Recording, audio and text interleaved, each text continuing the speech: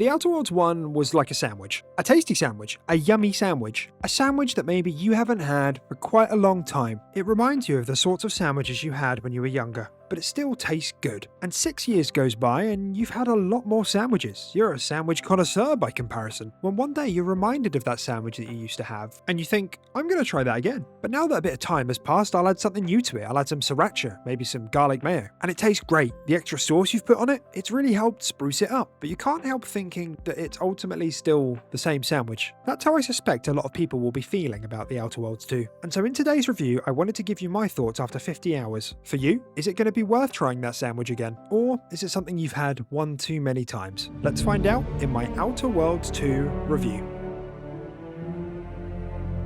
The premise of The Outer Worlds 2 is that you are part of the Earth Directorate. You're essentially the space police, and you're directed to go to a new sort of nascent star system called the Arcadia star system. And all sorts of eyebrow-raising stuff is going on here, not least of all the giant angry red rifts opening in space. So that's kind of your starting point before you're led into character creation and all of the good stuff that comes with that. And character creation is pretty good here, I think. You can do all the sorts of silly little details and fiddle around with that, and it's not something that I take a huge amount of interest in, but I know some people really enjoy being able to fine-tune the character they're going to play. That's all here. You can do all of that. Scars, ear shape, jaw shape, nose width, all of that shit, you can do it. More meaningfully, in my view anyway, is the stat screen. And if you're familiar with RPGs, you know what to expect here. You pick a background and you pick your starting skills. You can pick positive traits to start with, and you can also pick negative traits if you want to get a second extra positive trait, which is nice because I think it's the game's way of saying get ready to make trade-offs. And so beyond the character creation part of the game and more into the leveling systems, there is something called perks. And perks are one of the systems in the game that really shines. So it's like a giant skill selection screen, except these aren't your skills for skill checks and small percentage buffs. These are quite literally gameplay modifying perks that you get. And I'll give you a run through of how this played out with my character a bit later, but just to give you an example of how great and impactful these really are, you might pick something like Ghost, which allows you to become camouflaged if an NPC spots you as long as you're crouched. You might pick something like Gunrunner because you want to fire your guns while you're sprinting, sliding and mantling. Or maybe you're tired of wasting your time in your lockpicks opening boxes which are full of garbage. Then you can pick Through the Keyhole, which allows you to see what's in containers before you open them. And maybe you're obsessed with clicking on heads and dinking headshots, well then you can pick Trick Shot, which will make your bullets bounce off targets and onto other ones as long as you're hitting weak spots. Or you can pick Electrotherapist, which I obviously did, so that you can deal more shock damage but also scramble automechs so that they become friendly for you for a few seconds. Or maybe you're not that interested in the combat or the shooting and you just want to focus on speech. Well, you can get Face Reader, which allows you to see which speech options are going to decrease reputation with a faction before you commit to it, which again, as a therapist, was very much my shit. And I will add, it's not even just about picking the perk themselves. Picking one of these perks opens up doors for speech checks and skill checks throughout the game fairly regularly. And then there's flaws, which are one of those marquee features from the franchise.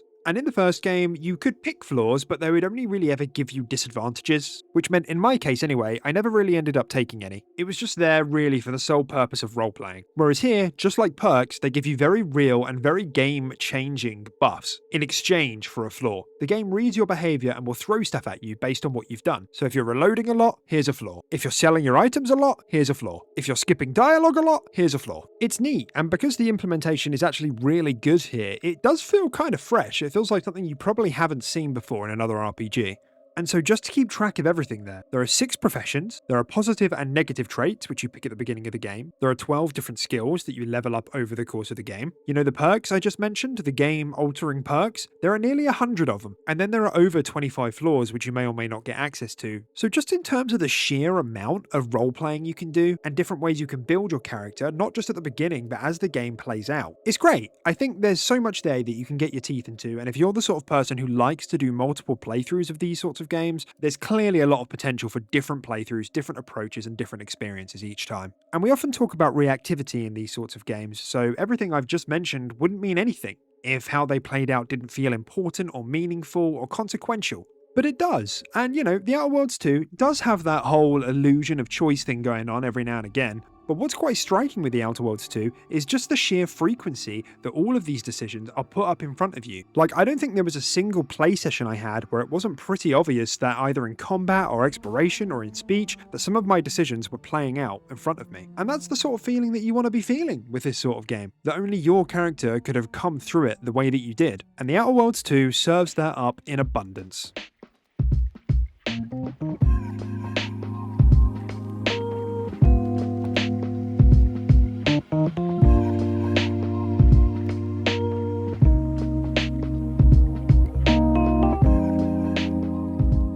So for me, as you might expect, I was role-playing a kind of therapist, with the words kind of really doing a lot of heavy lifting. I had a background as a professor, I spec'd heavily into science and observation and speech, but I was also sickly, so I was coughing and I had lower health, and my knees creaked every time I crouched, which meant NPCs could find me more easily if I was crouching without thinking about my position. I also ended up choosing a flaw called gluttony, which increased my healing from food items, but it decreased my movement speed while I was in combat. So while I did have this background as a therapist, and I was a professor, and I was scientific and observant and good at speaking, I was also really sick and kind of chubby, and my knees creaked. It just became very easy to form this image of the character I was playing in my mind, both in strengths but also in weaknesses. And frankly, this is only enhanced by the game's expanded arsenal when compared to the first game. What really stood out to me here, both in the armor and weapons department, is just how many legendary weapons there are. And again, these are not weapons with small stat buffs, these are weapons with their own perks embedded into them. It was always exciting to find a new piece of legendary equipment, as it pushed my character forward on their journey as I continued to morph them and mold them with all of the other systems that I'd previously described.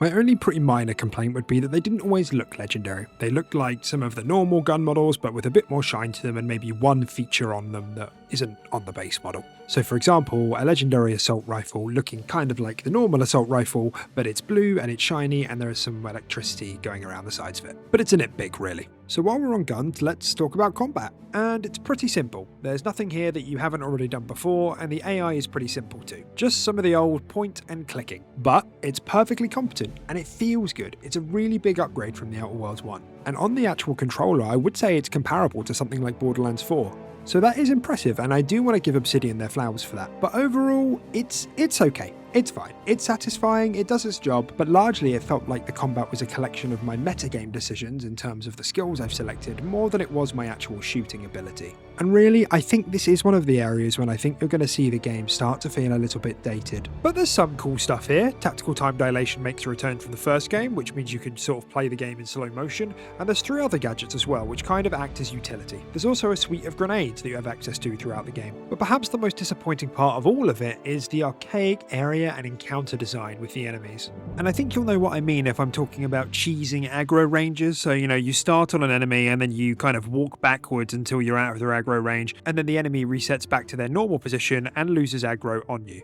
I wasn't trying to exploit this in my playthrough, it just happened, which is a real immersion breaker and does make the game feel more static than it does dynamic. And as a small side note, in the Outer Worlds 1, when you used a companion ability, you'd get like a small in-game cinematic moment of them using their ability. They've taken that away in this, so it stays in real time rather than you getting a small pause to see them play their ability out. Again, I think this is just a me thing and it's a real nitpick, but I liked that in the Outer Worlds 1. I liked that it gave me a little bit of a moment to think about what my next move was, and I really got to see what that companion was doing, because sometimes now when I'm pressing the button, I'm just mashing them in the Outer Worlds 2 because I know they're going to use the ability, even though I can't always make out exactly what they're doing. But I digress. The combat's fine, it's serviceable. I would just think about it more as a vehicle for delivering your role playing. You're not coming here for complex and elaborate gunplay, but it will be good enough to keep you going. My only real main issue with combat was readability, and I had this happen time and time again, where if people were maybe mid-range or long-range, I found it quite hard to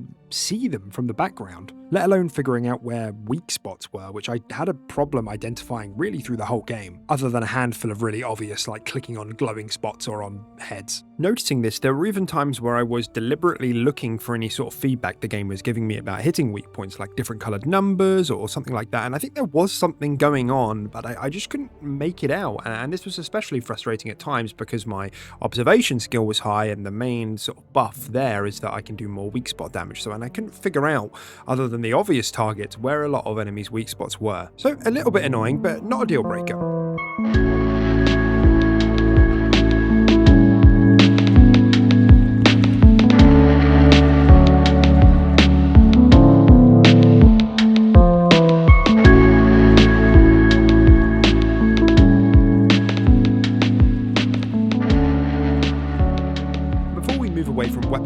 I wanted to give a quick shout out to the crafting system. This is just yet another system in the Outer Worlds 2 that just didn't need to really be here, and it's nice that it is. So while you're not crafting things from scratch, really most guns and armor that you find can be modified. And I did find myself keeping an eye out for mods that you found around the world, especially ones that might complement your playstyle. Further, I was also looking for armor and weapons that had empty mod slots. So I mean, it's nice that it's here. It's just another carrot on the stick as you're exploring and looking around the world. Although there is something to be said about the lack of a weight or encumbrance system here in the inventory, and that's really crazy coming from me because I really dislike encumbrance systems in video games. I often find them burdensome and just not fun. You know what I mean? You're on your 17th playthrough of Skyrim, playing the Stealth Archer, and you pick up these pair of gloves, and all of a sudden you're encumbered and you can't walk anywhere, and now you have to go into your inventory for the 4th time this hour, sort things out, drop the stuff that's not important, and yeah, it gets annoying. So while that not being here does give a bit more of an arcadey and lightweight feel to the game, it does kind of hollow out the decision making involved with what to pick and what not to pick up. There's no question or doubt whether you're going to loot that person you just killed. You're going to loot them because there's absolutely no penalty for doing so. And then that stuff you loot, you can sell it all. So you are kind of incentivized just to pick everything up like a glorified Henry Hoover. And I don't think that's a problem in isolation. And on the contrary, I think most gamers will probably prefer not having to manage their backpack every 15 seconds. But when choices and decision making and consequences are such a heavy and central pillar of the game's fundamental design,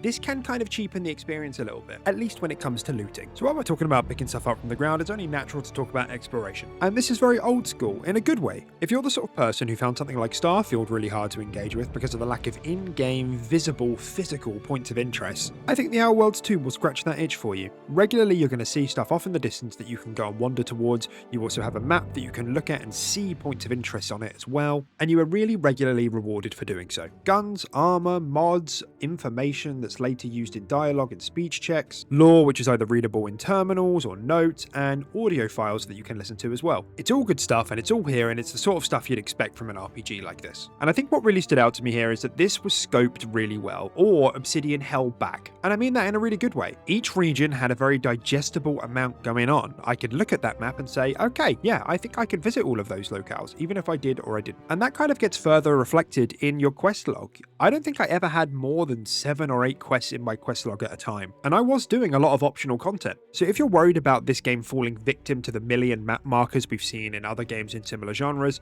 that's not really the case here. It's restrained and well paced, sensibly so. I do think the Outer Worlds 2 takes a step up from its predecessor in terms of the variety of the locales. I think there's an attempt here to make some of these locales feel otherworldly. And while I've got a bit more to say on that soon, it does help keep the regions feeling fresh and new. There's a planet with constant thunderstorms going to it, and the factions are tussling it out to try and use that power. There's also a planet that's constantly in a blizzard, and it's being used as a cooling mechanism for some machinery. And in particular, it is the faction hubs that really stood out to me. They're particularly interesting because the philosophy of these factions is directly translated into the architecture of these hubs. Whether it's the Undisputed Claim, the title of Auntie's Choice mega corporation spaceship floating through space trying to squeeze profit from every planet they go by, or the Order's almost spiritual, symbolic, monastery-looking architecture. It's just neat, and I think by the time the credits roll, you'll agree that the variety of locations you've been through throughout the game was nice. The wrinkle to all of this being that it just doesn't quite have the source. And I don't just mean that in terms of how the environments are kind of static. So for example, shooting a light does nothing, NPCs are often stood still in place, trees and foliage don't react to gunshots, but there really isn't a sense of being in space. The most you'll get there is a skippable cutscene showing your ship moving closer to the planet. There's nothing really outside of aesthetics, like I described earlier, that helps you feel like you're on another planet. You know, there's no change in gravity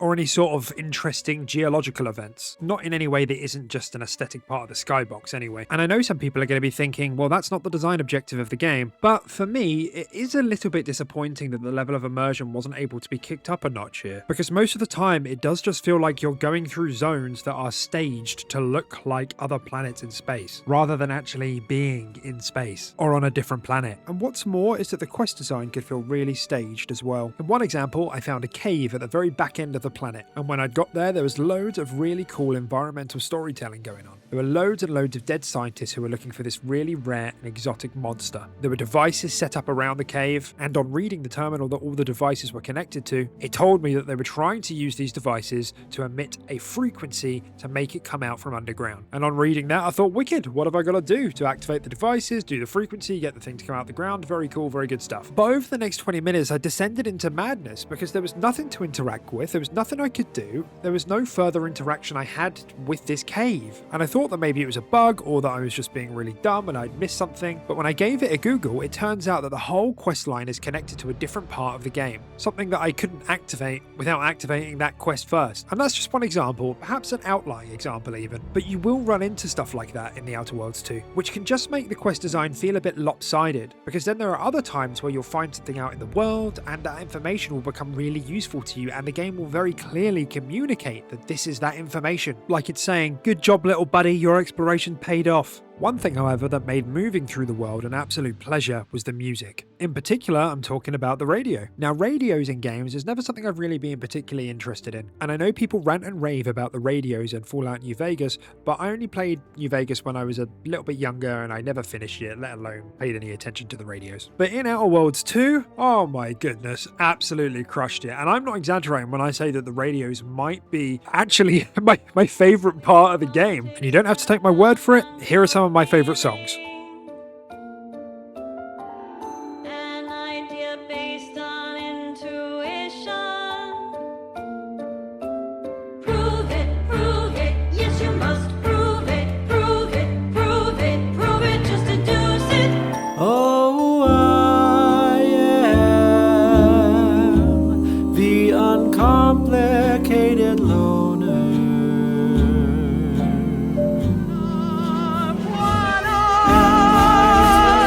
Two hands are better than one, but one is better than none. Two hands are better than one, but one is better than none. Two hands are better than one, but one is better than none. Two hands are better than one, but one hand is better than Here's the cue, it's Fibonacci, a sequence largely summing to preceding numbers, gives us math that brings us wonders.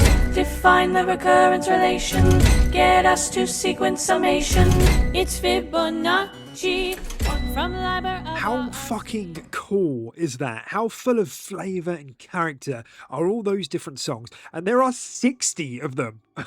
60! There's a really good interview up on inverse.com where they interviewed Leonard Boyarsky, who's the creative director of Outer Worlds 2. And in it, they talk about the amount of collaboration that was required to make this different sounding music for different factions. And then beyond that, actually make it interesting music to listen to. Because if you couldn't tell from what I'd sampled, each faction has 20 different songs, totaling to 60. And so all of them sound distinct. You can tell just by listening which faction that song belongs to. And I honestly find that so impressive. So massive props to the audio team at Obsidian for pulling this off, and all of the collaborating musicians that took part in the project, because not only is it somehow not out of place, it's funny and it's interesting and it's just really good music. And I hate to pull the mood down a little bit, but I think you can really tell that this is where all the budget went to in terms of music, because the background music and the music that played in the planets and the ambient music was just really forgettable, really kind of uninspired. And at some points, on some planets, it kind of got a bit annoying and repetitive. It felt like the music loop was really short, maybe only a couple of minutes long, and then I would hear the same bits recurring over and over again. So your mileage may vary with that, but I would really recommend that you take advantage of the radios, because it's not just the music. There's interviews and there's monologuing and all sorts of other really interesting dialogue that goes on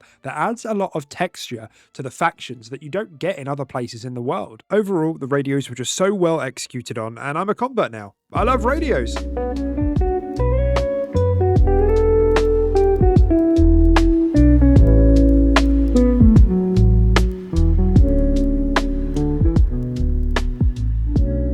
So that leads us to the final few parts, the companions, the writing, and the story. So when it comes to companions, I've seen lots of mixed sentiment about them. Some good and some bad, and I gotta say, largely, I think they're pretty good here. Apart from maybe Val, who I found pretty uninteresting and boring. The rest of them all have a place. There's one from each faction, there's one from a splinter faction, and beyond that, the role that each of them have in their faction is really interesting. And I don't want to go into too much detail to avoid spoilers, but I think who these characters actually are within their faction is what made them really interesting to me. And people will often talk about the goated companions, Garrus from Mass Effect or Parvati from The Outer Worlds 1, and I'm in agreement, these are great companions. And I actually think on paper the cast of companions in The Outer Worlds 2 are more interesting than most of the companions in The Outer Worlds 1, and on par, if not even more interesting than those in Mass Effect. On paper though, I'll say again, just for emphasis. There was one companion who you meet later in the game who I found particularly interesting, and the build up to meeting her and the way you discover her I thought was really fun. And even though her companion quests weren't quite at the level of something like Parvati's quest from the first game,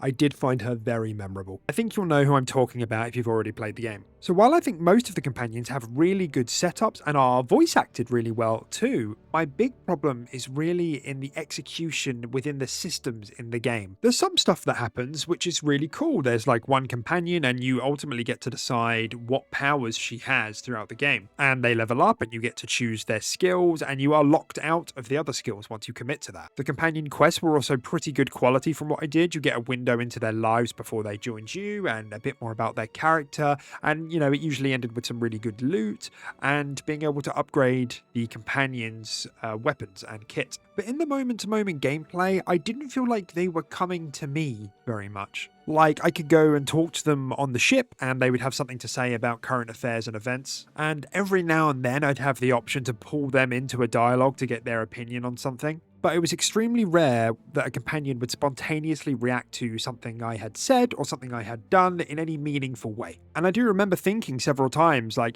do you not have something to say about that? Like I would critique their philosophy or critique their faction, like while they're with me to someone else's face, and the companion just won't say anything. And I do think at times this made the companions feel like an extension of my stat screen rather than actual people that I'm traveling the galaxy with. And so really that's where my critique lies. It's not that they weren't interesting companions or that the voice acting was bad or that the writing for them was bad. I think that was all pretty good actually, if not great. It's just that they didn't feel alive or dynamic in any way. And I know there are some decisions that can be made where companions end up leaving the party, but this just doesn't really manifest in the moment-to-moment gameplay. So the TLDR here really is that the writing overall is pretty good, especially when it comes to the parody and the cynical and the funny stuff about the extreme nature of all of these factions. I regularly found myself chuckling at not just the dialogue, but also like the encounter design, and characters will often reference something that's happening in the room. But with the introduction of 3 distinct philosophical and political factions, I was kind of hopeful that some more thoughtful themes might emerge, but they rarely ever did. It barely showed its head. And I know The Outer Worlds 1 really was built on parody, but there was just a perfect setup here for it. Like, what is it that makes the Protectorate so appealing to people? With it being a Soviet Union analogue, and perhaps to a lesser extent the CCP in China, there was some scope here for some real thoughtful comparisons between what this means when compared to a hyper-capitalist state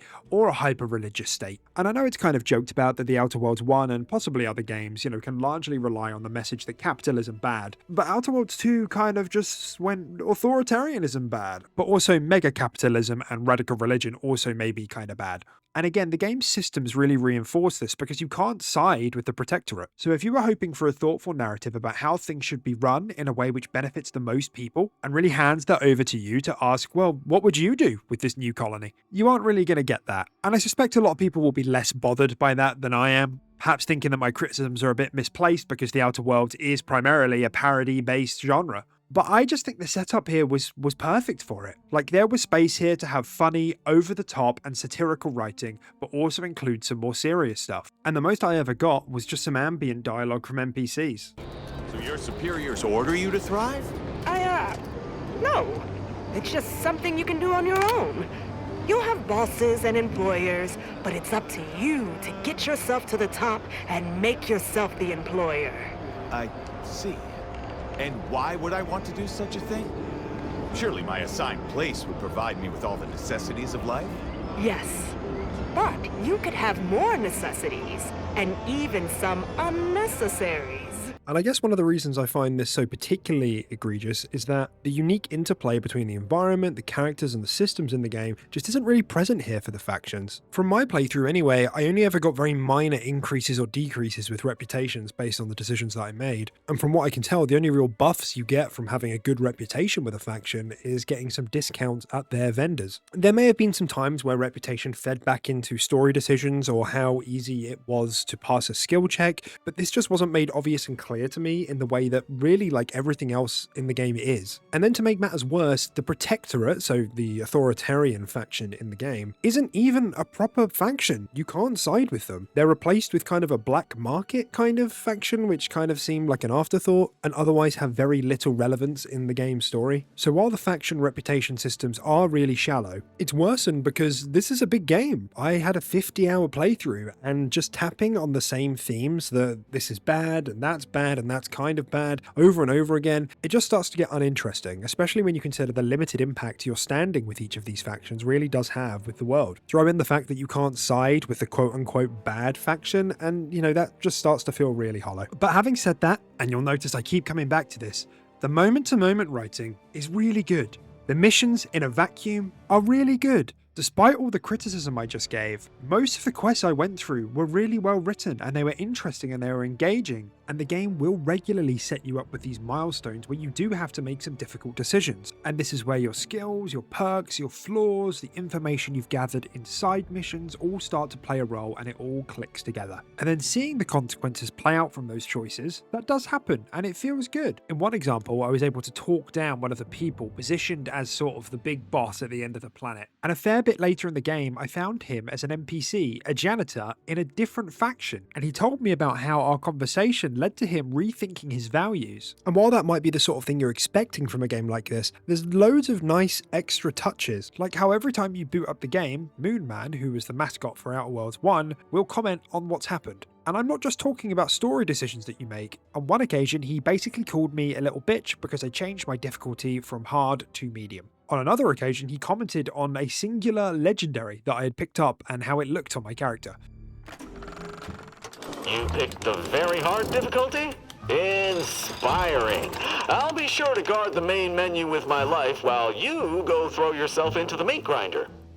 And beyond that, even though I've already glazed the radios, your choices will get discussed on those radio channels, on all of them. So the best way that I can describe about how this all feels is that The Outer Worlds 2 has a lot of chapters, and each planet is kind of like a chapter. And those chapters, in a vacuum, are really great. They're really great, but there is an absence in how those chapters are strung together in a meaningful or exciting way. Because really, the motivation that keeps you going from planet to planet does devolve into a bit of a MacGuffin. So just a couple of closing thoughts on bugs, technical performance and all that. I played on Xbox Series X and the frame rate was really good on performance mode. I don't think I had a single drop in my 40 to 50 hour playthrough, but I did have a couple of weird technical quirks. I had a lot of artifacting throughout the game, so I had a lot of like noisy, pixely kind of lines that would appear on the edge of my screen, and you may see it sometimes reproduced in the clips that I've put up today throughout the review.